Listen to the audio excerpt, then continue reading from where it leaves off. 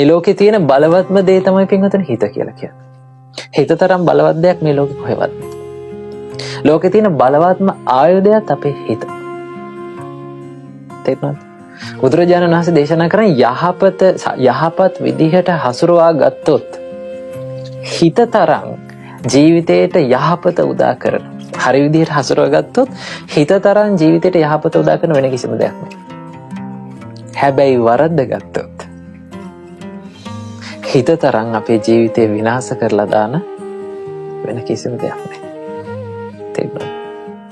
ඒ නිසායි බුදුරජාණන් වහන්සේ හැම වෙලාවෙම මේ ධර්මයේ පුරාවටම තියෙන්නේ හිත කියන දේ පිරිසිදු කරගන්න ක්‍රමය.